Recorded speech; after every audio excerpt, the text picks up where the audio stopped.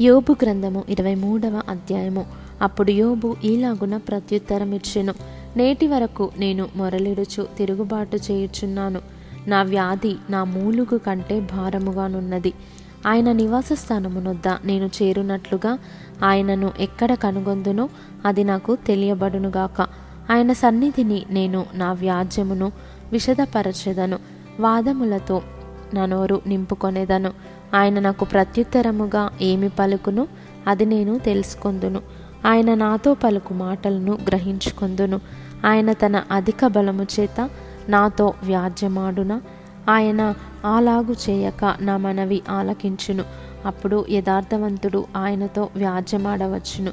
కావున నేను ఎన్నటికిని నా న్యాయాధిపతి వలన శిక్ష నొందకపోవుదును. నేను తూర్పు దిశకు వెళ్ళినను ఆయన అచ్చటలేడు, పడమటి దిశకు వెళ్ళినను ఆయన కనబడుటలేదు.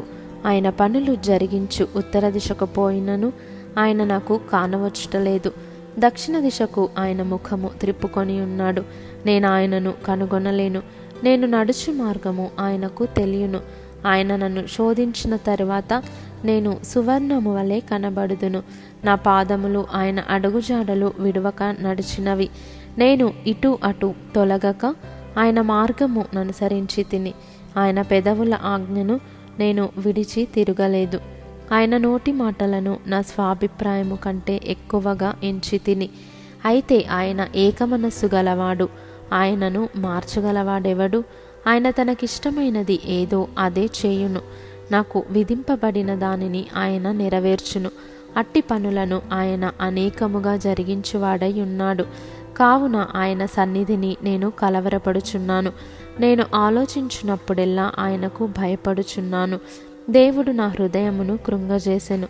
సర్వశక్తుడే నన్ను కలవరపరచెను. అంధకారము కమ్మియుండినను, గాఢాంధకారము నన్ను కమ్మియుండినను నేను నాశనము చేయబడి ఉండలేదు.